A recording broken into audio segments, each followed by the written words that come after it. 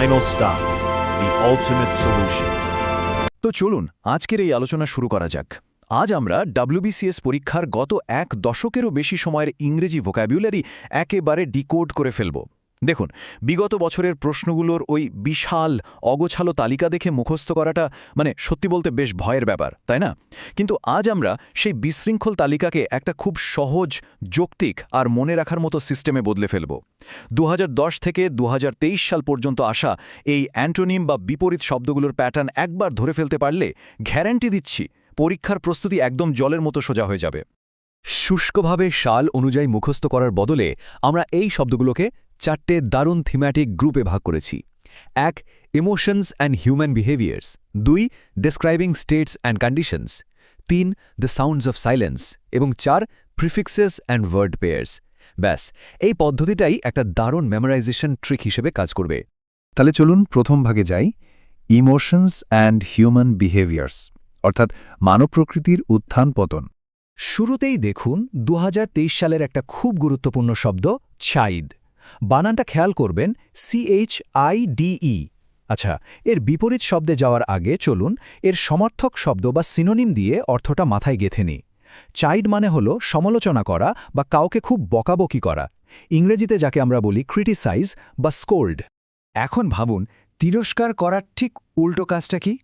একদম ঠিক ধরেছেন, প্রেজ বা প্রশংসা করা। এই যে চোখের সামনে ভিজুয়াল বৈপরীত্যটা দেখছেন না, এটা খুব সহজেই আমাদের মস্তিষ্কে গেঁথে যায়। বকাঝকা করার সরাসরি বিপরীত হলো প্রশংসা করা। সিম্পল। এরপর আসছে 2000 সালের একটা বেশ জটিল শব্দ, LECHERUS, লেচারাস। পরীক্ষার হলে হঠাৎ করে এত বড় শব্দ দেখলে অনেক সময় আমরা ঘাবড়ে যাই, তাই না? তাই এর বানানার গঠনটা আগেভাগে খুব ভালোভাবে দেখে নেওয়াটা ভীষণ জরুরি। পরীক্ষার হলের সেই মানসিক চাপের কথা একটু মাথায় রেখে ভাবুন তো, লেচারাস শব্দটির ঠিক বিপরীত অর্থ কী হতে পারে? এর অর্থ হল লাস্টফুল বা পারভার্টেড, মানে কামুক বা লম্পট স্বভাবের। তাহলে এর একদম বিপরীত মেরুর স্বভাবটি কী হবে? একটু চিন্তা করুন। আসল বিষয়টা হল, পরীক্ষায় ঠিক এই শব্দটির বিপরীত হিসেবে চেস্ট শব্দটিকে সঠিক উত্তর হিসেবে ধরা হয়েছিল। চেস্ট মানে কি? এর মানে হল পবিত্র, কুমারী বা একেবারে নিষ্পাপ, অর্থাৎ একটি লোমপট স্বভাবের ঠিক বিপরীত হিসেবে একটি নিষ্পাপ এবং বিশুদ্ধ স্বভাবকে এখানে পারফেক্ট অ্যান্টোনিম হিসেবে চিহ্নিত করা হয়েছে। মানব চরিত্রের এই একই ধরনের শব্দের ভাণ্ডার থেকে 2016 সালের পরীক্ষায় আরও একটা দারুণ প্রশ্ন এসেছিল। সেখানে ফরবিডিং শব্দটির ভীতিকর এবং প্রতিকূল স্বভাবের সাথে অ্যামিয়েবল শব্দটির উষ্ণ এবং আন্তরিক শক্তির একটা তুলনা টানা হয়েছিল। একটু ক্লিয়ার করে বলি, ফরবিডিং মানে হলো এমন একটা পরিবেশ যা ভীষণ বৈরী বা আনওয়েলকামিং, আর তার ঠিক উল্টো দিকে অ্যামিয়েবল মানে হলো অত্যন্ত বন্ধুত্বপূর্ণ এবং অমায়িক।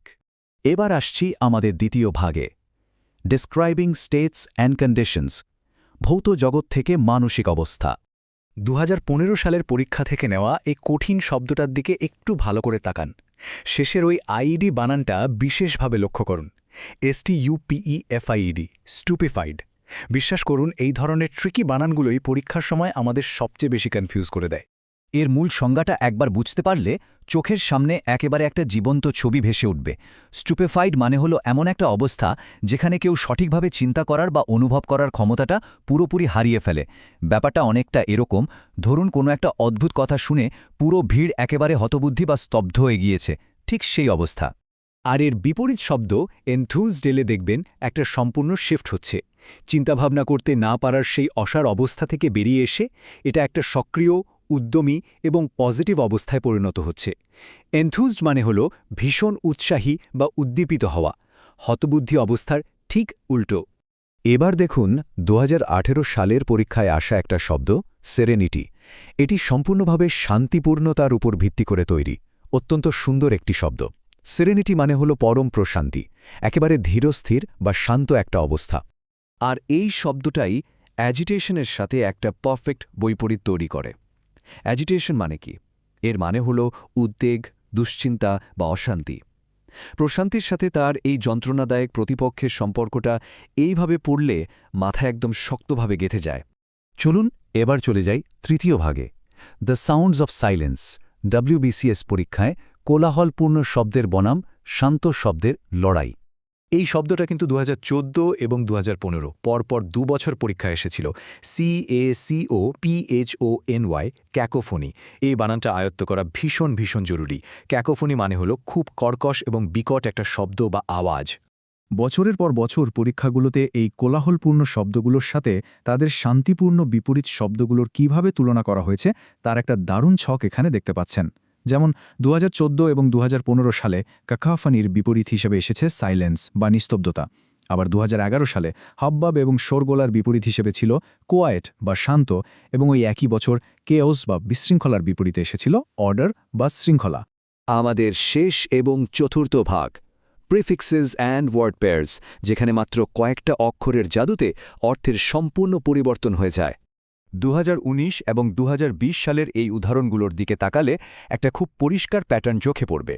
যেমন ধরুন এম্বার্ক, যার মানে শুরু করা বা যাত্রা করা, তার আগে শুধু একটা ডেস বসিয়ে দিন, হয়ে গেল ডিসেম্বার্ক, যার অর্থ নেমে পড়া বা ত্যাগ করা, একদম উল্টো। একইভাবে ব্যালেন্স বা ভারসাম্যের আগে ইম বসালে সেটা নিমিষে ইমব্যালেন্স বা ভারসাম্যহীনতায় পরিণত হয়। মানে বুঝতে পারছেন তো? এখানে ডেস এবং ইমের মতো প্রিফিক্সগুলো জাস্ট ম্যাজিকের মতো মুহূর্তের মধ্যে বিপরীত শব্দ বা অ্যান্টোনিম তৈরি করে দিচ্ছে।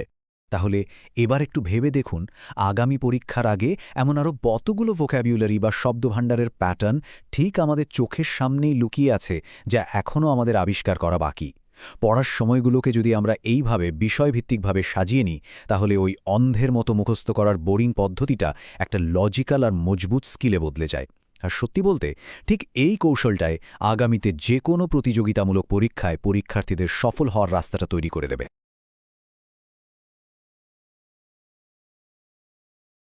সবাইকে স্বাগত আমাদের আজকের এই বিশেষ এক্সপ্লেনারে। আজ আমরা দারুণ একটা টপিক নিয়ে কথা বলবো। WBCS পরীক্ষার 1999 থেকে 2009 সাল পর্যন্ত আসা ভোক্যাবুলারি বা শব্দভাণ্ডার, বিশেষভাবে ফোকাস করব অ্যান্টোনিম বা বিপরীত শব্দগুলোর ওপর। আমাদের লক্ষ্য হলো এগুলোকে স্রেফ মুখস্থ না করে একটা চমৎকার ভিজুয়াল ম্যাপের সাহায্যে এদের অর্থ, বানান এবং মনে রাখার ট্রিক্সগুলো একেবারে আয়ত্ত করে ফেলা। তো চলুন শুরু করা যাক। পুরো 10 বছরের ডেটাকে আমরা খুব সুন্দর ও লজিক্যাল 5টা ভাগে সাজিয়েছি।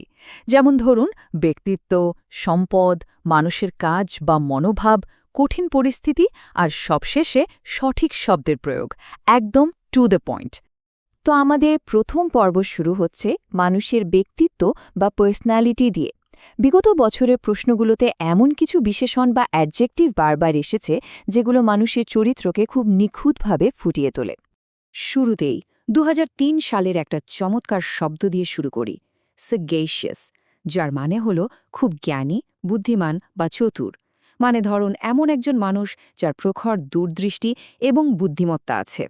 বানানটা একটু জোরে পড়ে নিলে মনে রাখা বেশ সোজা হবে, SAGACIOUS। এইটা মেমোরিতে সেট করে নেওয়া কিন্তু খুব জরুরি। এখন একবার ভাবুন তো, এই তীব্র বুদ্ধিমত্তার ঠিক উল্টো দিকটা কি হতে পারে? একদম সোজা, স্রেফ ফুলিশ বা বোকা। পরীক্ষার হলে এই কন্ট্রাস্ট বা বৈপরীত্যটা মাথায় রাখলে খুব সহজেই আপনি সঠিক উত্তরটা চিনে নিতে পারবেন। আচ্ছা, এবার 2001 সালের একটা প্রশ্নে আসা যাক। শব্দটা হলো লোকুয়েশিয়াস। লোকুয়েশিয়াস, আমাদের আশেপাশে এমন অনেকেই আছেন না যারা সারাক্ষণ কথা বলতে ভালোবাসেন, মানে ভীষণ বাচাল। ঠিক তাদেরকেই এই শব্দটা দিয়ে বোঝানো হয়। আর মজার ব্যাপার হলো এর ঠিক বিপরীত শব্দটা কিন্তু আড্ডার পরিবেশটাকেই একদম শান্ত করে দেয়। শব্দটা হলো ট্যাসিটার্ন। ট্যাসিটার্ন, যার মানে অল্পভাষী বা একদম চুপচাপ থাকা। একজন খুব আড্ডাবাজ মানুষের পাশে একটা চুপচাপ মানুষের ছবি কল্পনা করুন তো। ব্যাস, এই শব্দজোড়া আপনার আজীবনের জন্য মনে থেকে যাবে। ব্যক্তিত্বের এই অংশটা শেষ করব 2006 সালের একটা খুব ক্লাসিক জোর দিয়ে। একদিকে আছে হিউমিলিটি বা নম্রতা, যার মধ্যে একটা দারুণ স্নিগ্ধতা লুকিয়ে আছে। আর এর ঠিক উল্টো দিকে আছে অ্যারোগেন্স বা অহংকার ও দম্ভ। আমাদের প্রতিদিনের জীবনেও কিন্তু এই দুই ধরনের আচরণের পার্থক্য আমরা খুব ভালো করেই বুঝতে পারি, তাই না? চলে এসেছি আমাদের দ্বিতীয় পর্বে। এবার আমরা কথা বলবো সম্পদ আর চরম অবস্থা নিয়ে। এখানে এমন কিছু শব্দ রয়েছে যা মানুষের জীবনের একদম দুই বিপরীত প্রান্তের ছবি তুলে ধরে। যেমন ধরুন ২০০৬ সালের এই শব্দটা এক্সট্রাভেগেন্স। এক্সট্রাভেগেন্স শব্দটা শুনলেই চোখের সামনে বিলাসিতা আর যথেচ্ছভাবে টাকা বা সম্পদ ওড়ানোর একটা ছবি ভেসে ওঠে। সোজা কথায় অপব্যয় করা। পরীক্ষায় কিন্তু জানতে চাওয়া হয়েছিল এর বিপরীত শব্দটা কি, আর সেটা হলো প্রুডেন্স, অর্থাৎ বেপরোয়াভাবে টাকা না উড়িয়ে ভবিষ্যতের কথা ভেবে মিতব্যয়ী বা বিচক্ষণ হওয়া। খুব প্র্যাকটিক্যাল একটা শব্দ। একইভাবে ২০০৩ সালে আসা ওপিউলেন্স শব্দটার কথাই ধরুন।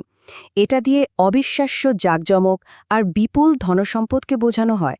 রূপকথার সেই সিন্ডারেলা বা রাজকীয় বলরুমের জাঁকজমকের কথা ভাবলে এই শব্দটা একেবারে পারফেক্টলি মিলে যায়। আর এই চরম ঐশ্বর্যের একদম উল্টো দিকটাই হল স্কোয়ালার বা পভার্টি, মানে তীব্র দারিদ্র্য বা একটা নোংরা অবহেলিত অবস্থা। রাজপ্রাসাদের বিপরীতে একটা জরাজীর্ণ কুঁড়েঘর কল্পনা করে নিন। দেখবেন এই বৈপরীত্যটা আর কখনোই ভুলবেন না। সম্পদ কিভাবে সমাজে একটা বিভেদ তৈরি করে সেটা বোঝা যায় ২০০১ সালের এই প্রশ্নটা থেকে।